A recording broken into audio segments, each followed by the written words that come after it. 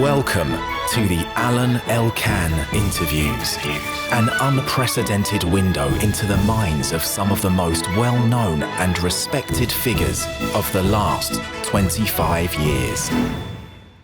I am here with Donatien Grau, who is so many other things that it's difficult to define him. How would you define yourself? I'm a philologist. I'm someone who studies readings, forms of reading, and work through those forms of reading. And actually, I am classically trained as a philologist. I have a PhD in classical philology. And that method I apply to all the things I do. Reading, not as a form of creativity, as a way of being present to the world and being present to yourself at the same time. You have also several activities, including writing. You wrote a very special book a couple of years ago on Los Angeles in Latin. Why did you write a book in Latin? I thought that LA obviously embodied a form of cultural imperialism that English manifests. I mean, we're speaking English. You're Italian and French. I'm French, we're speaking English. That imperial cultural language was Latin. I mean, Latin at the time, 2,000 years ago, was the form of lingua franca, basically. The phrase lingua franca is Latin. And I was interested, when John Paul Getty created the Getty Villa, he recreated a Roman villa because he thought the United States were the new Roman Empire. And because they were the new Roman Empire, you had to displace a villa from the Amalfican coast to California. That gesture of translatio imperii, in Latin, I wanted to bring together by writing a book called De Civitate Angelorum, which means on the city of angels, which is a direct reference to the city of God, St. Augustine's book. And then I was interested in the fact that Los Angeles and we experienced it recently, is a city of the aftermath of history, which is called postmodernism. That aftermath of history, you have in the late 4th century AD, when writers started doing what they call centos. So basically, you take a line of Virgil, you change the words within it, and you keep the rhythms, which is technically postmodernism. And I did that on Los Angeles. Besides this adventure, you also quite an important figure inside the Louvre. You have been inside the Musée d'Orsay. I mean, you work very close to Laurence Descartes, the chairman of the Louvre. What is your work at the Louvre? The title is Head of Contemporary Programs, which is a title that was created for me. It means that I work through the mise en abîme, which is a space in which the contemporary, the fact that we are present within the museum, manifests itself. And so I sometimes joke, because I used to teach at high school, that I am a TZR, titulaire sur zone de remplacement, which is the high school person that teaches when there needs to be a reinforcement in this or that field. So I work across academic projects, podcasts, exhibitions, collaborations. I also describe my job as an acupuncturist because I do very small things that sometimes have a significant impact. Besides all this, your books, the Louvre, recently there is a very important show curated by Norman Rosenthal at the Louis Vuitton Foundation, which is a very, very large show on David Hockney, who is a friend of yours. You wrote a piece about this about him in the catalog, and there is also a large portrait of yours. This is part of the Louvre activity? Or Absolutely not. David is a friend. He actually appears in my book on Los Angeles in Latin. He's a character of the book, Pictor e Britannia Venis. What happened is that he became a friend. I met him in Los Angeles when I was spending a lot of time there 15 years ago. And, he became my pen pal. When he sends images, I respond, and we have this ongoing conversation.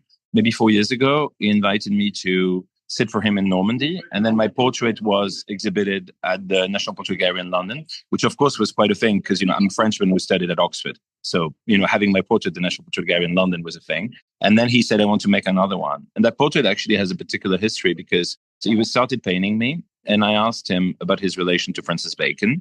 And it was a complicated relation. And the story goes that somebody asked Bacon about him, this young man that was coming on the London art scene. And Bacon said, it's such a northern thing to paint one's parents, of course, alluding to David's Yorkshire origins. His first painting is a portrait of his father. Yeah. Right? And he painted his mother many, many times. And then his response to that person was, there is more beauty in a tulip painted by Cézanne in Southern California, painting that's at an Alton Simon, than in any of his dismembered bodies. And then after that, the portrait he made of me shifted and became his confrontation to Bacon. So it's like a confrontation. It's a confrontation. It's a part of our history. Now, as you have so many relationships with intellectuals, with artists, with architects, with all kind of artists and researchers, you and a friend of yours decided to publish a new magazine. Now we have the second issue of the magazine. The magazine is called Alphabet, and it's a series of essays or whatever you want to call them, all these kind of different artists and architects and writers who find themselves at home in the alphabet. So why did you want to do this? And as you are the editor of it, how do you describe it? And why did you do it? It started with a conversation with Thomas Lantal, who is my partner in crime in this and a dear friend. And Thomas is a leading art director in fashion, and he's published a number of magazines. He co-founded Numero, he co-founded System, he co-founded Paradis. And he asked me to do the last issue of Paradis maybe 10 years ago. And that was potential museums. We asked artists to invent new museums. And then after that, it's a very thick volume. And we thought we want to do a real magazine, not a very thick volume. And we thought, well, if you are an artist and you want a place to be with other artists across disciplines, in which you will be, if you are, let's say, Miranda July, you will be next to Kula Patiantrasas. If you are the director of Marco Brambilla, you will be next to Willem Dafoe or Maya Stepanova, the great poetess. Or if you are Francesco Vedoli, you interview Bénédicte Savoy. This place just didn't exist. And we wanted to create a place in which across culture, across discipline, the artists would be the authors. And so that's what we did. And the other thing that we wanted to do was to rejuvenate the model of the magazine. I mean, everybody says magazines are dead. I mean, there are many magazines. And even magazines don't want to, like a fashion magazine. It's not really a fashion magazine. You have lifestyle, you have writing, you have all sorts of things. We wanted a magazine of magazines. So basically in this, you have no magazine who is a magazine of magazines. Exactly. So you have the food section, you have the love section, you have the astrology section, you have the essay section, you have the poetry section, you have the investigation section. All these sections that you find in various magazines, you have the diary. All these sections are given to the food section is done by Luigi Serafini. The interview section. Luigi Serafini is an artist. He is, of course. And the film section is done by Marco Brambilla, who made this extraordinary frieze of films. So in a way, it's a meta magazine, but it's also a magazine in which there is no journalist. And even yes, there is a journalist, because the introduction of the magazine is this time written by Emily Greenhouse, the editorial, who is the editor of the New York Review of Books. First of all, there is a rule of the game that I want the editorial not to be written by me. So the editorial is written every time by a figure that is, the first one was Hedi Alkalti, who runs Semiotext, the cult publishing house in Los Angeles, but who is also an artist. And Emily, I see as a writer in her own right. So in a way, it's this idea of a displacement, but it's also the idea of recognizing that she is a writer. And in that sense, every figure can do something else. The poetry section is written by José Tolentino de Mendoza, who is a leading poet in Portuguese. He's also cardinal in the Ministry of Culture of the Vatican. Right? Yeah. And Jürgen Teller did his portrait for the issue. But he is a very prominent poet and thinker in the Portuguese language. So it's this idea that we all have many lives. Anna, you have many lives. And it's important that each of those lives include an artistic element, and that's key to the magazine. You said something, how to find people to take what is serious seriously. This is one of your statements. I'm a romantic, so I believe that certain things matter, and I'm open as to what can matter. My life changes all the time with new encounters, new conversations, but I do think that certain things are serious, and I think there is a degree of lightness in which things can be taken seriously. And I think it's important that, working through art, working with art is extremely risky, extremely serious. And in many ways, basically, if you look enough, things can be taken seriously. And I want the magazine to be that space of reflection, that space in which people take it seriously. All the contributors take their contribution very seriously.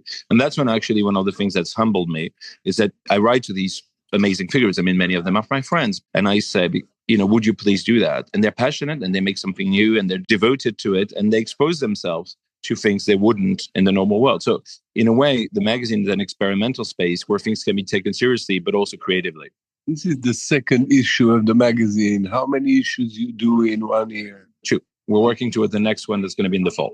Do the issues have a title, a specific title, or it's completely eclectic and a surprise for the reader? No, it's an atmosphere. There are atmospheric situations. They're basically like stars that align to create a galaxy. And I think that each of them has an atmosphere I mean, the first one was very experimental. The second is experimental, but also more tightened. So, with a lot of writers from Joshua Cohen to Miranda July to Maria Stepanova and artists and designers, from Romeo Gigli to Rick Owens. And that's the idea that to architects, as you mentioned, Kula Patiantrasast, Lina Gottme, and of course, Elizabeth Diller. So it's a creative space. Each issue, the cover is designed by an artist. The first cover was done by Bob Wilson. The second is done by Laurie Anderson.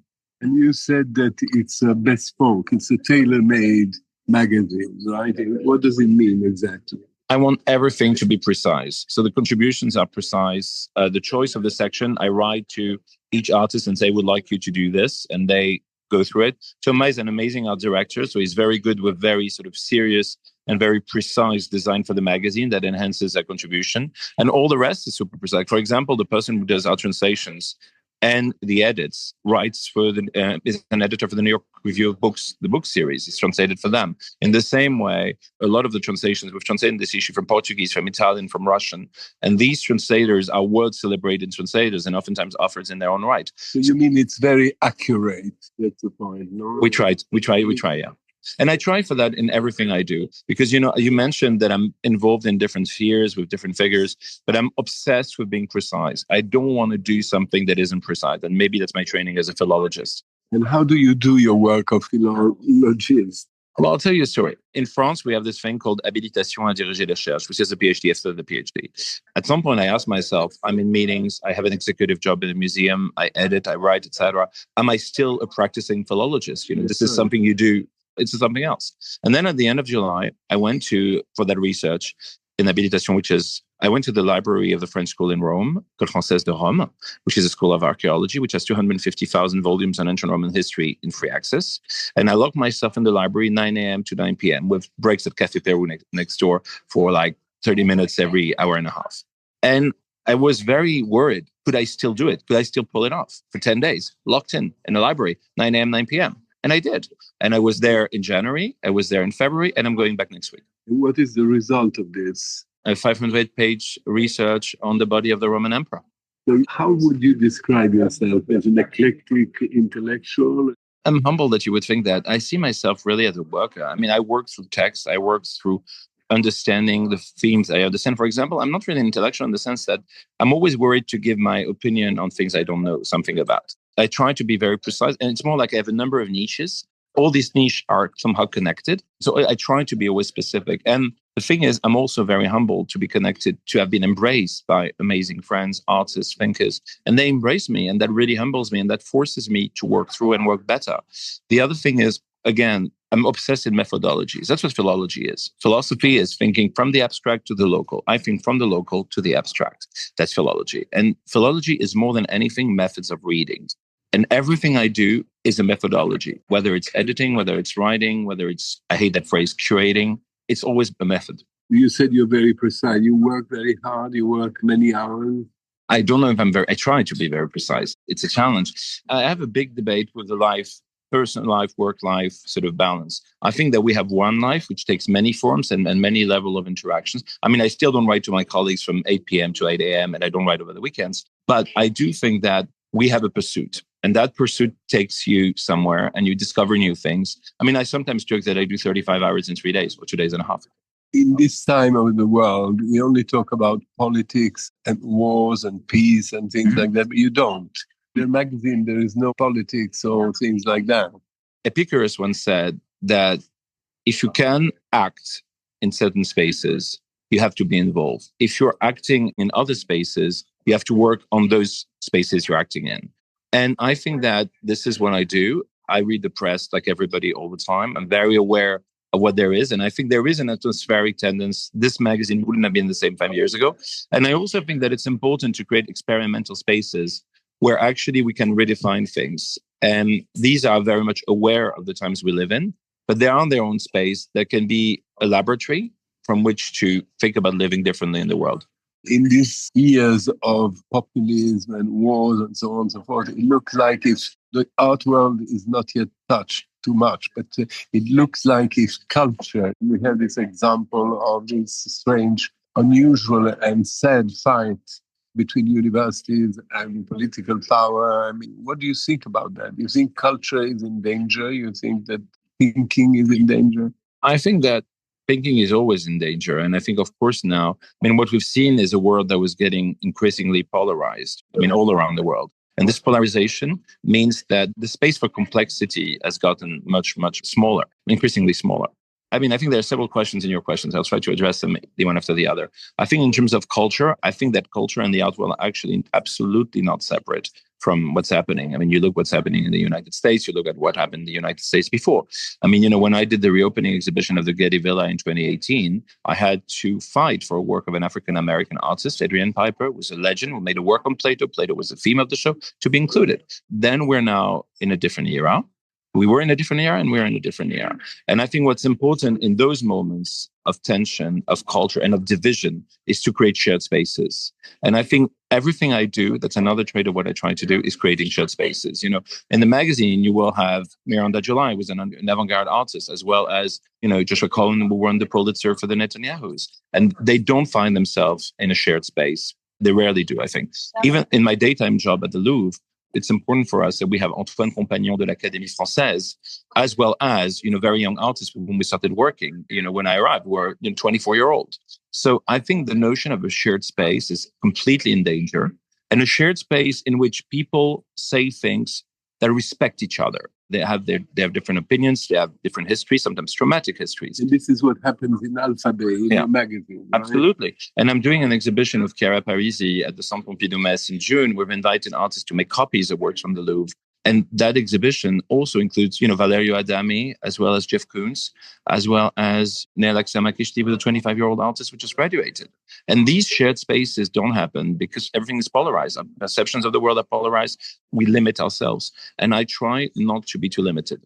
You think that politics have a great influence on art and culture? Because there's two kinds of artists. There are artists like, let's take an example of the past. You have artists like Picasso, who's very much involved into politics, and with Guernica, he did, a big statement. And you have Matisse, who in the middle of the First War, he's painting red fishes, or Morandi, who keeps on painting bottles. They're a very different kind of artists. Well, I would argue that, the way Morandi or Matisse painted was particular to that time, and they wouldn't have painted what they painted the same way before. So there's an adverbial way of being political, and there's a verbal way of being political. And the adverbial can be very important as well. That said, just look at what happened. In France, artists like Kader Attia, artists like Ali Chéri, artists like Simone Fattal, they've dealt with the world we live in and the many stories of the world we live in. The question is, politics now is not one thing. It's a series of different forces and phenomena, and the work has addressed those. But I also think that there is making things that are political. That famous division. There's making work that is political and making works politically.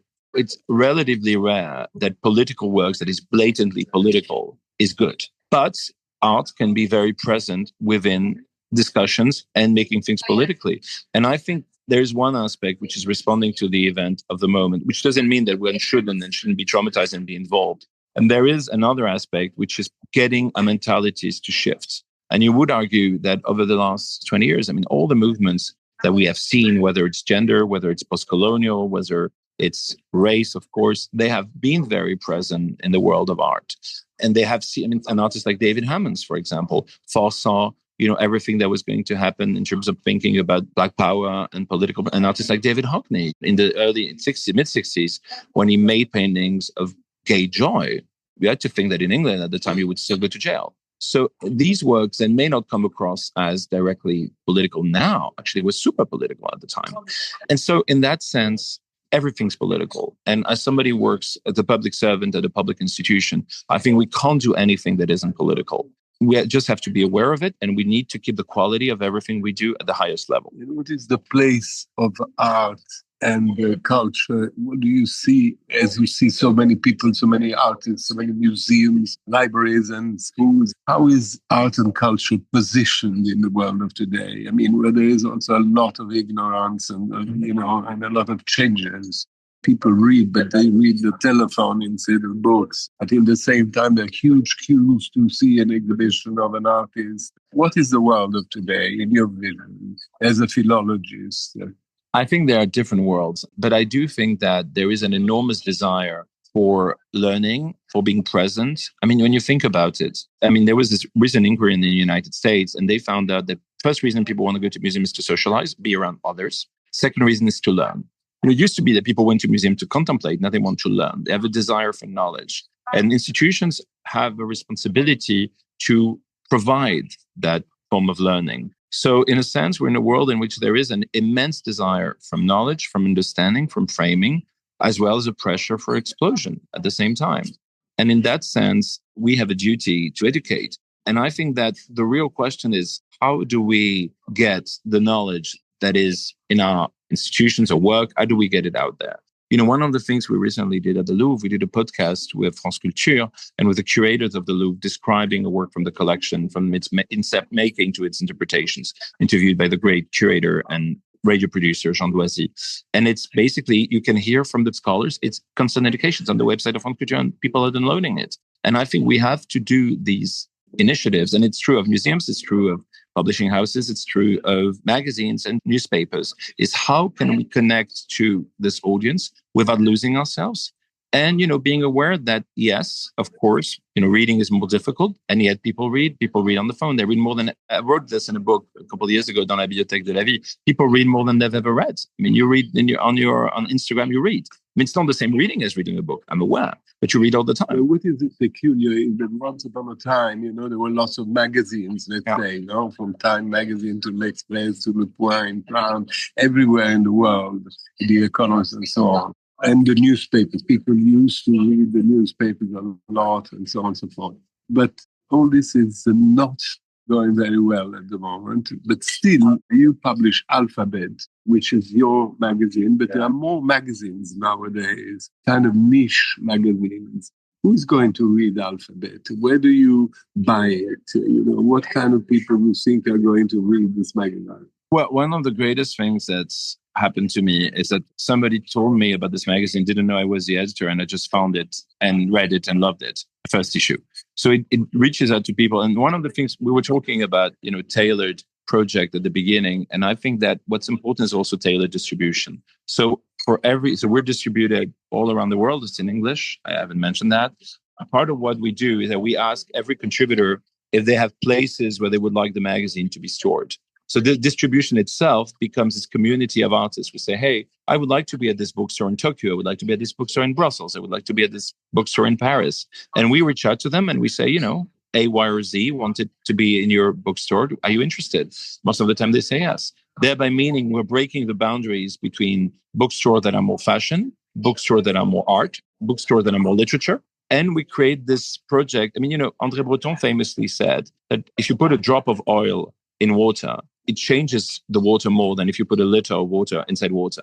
And I think in a way, this is the experimental space. And I think in public action, you have to do things that are laboratories and you have to do things that are more mainstream.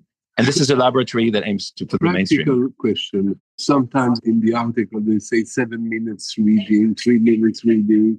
How long it takes to read Alphabet? How do you suggest to read it and how much it costs? It costs 28 euros in France and it costs a bit more in different countries. And I think that there is no suggestion to read it because the way you can read it any way you want. If you want to read it from the beginning to the end, it's structured. There is an editorial structure. You can read it from the beginning to the end. You can also take something that interests you and read it and then discover somebody else. And the time of reading, a little bit like the contemplation of an artwork, can be 5 minutes, can be 10 hours. Nowadays, they say that the span of attention is very short in the young people when they visit museums. Somebody told me that in Asia, never more than 20 minutes. You never know. I mean, that's the beauty of museums. They deal with human people, and you never know what somebody is going to experience or not. You never know the miracle that may or may not happen. I understand figures and I respect figures, but I still, being a romantic, believe in the miracle of the museum, in this case of the magazine. What does it mean to be a romantic philologist? What philology? Well,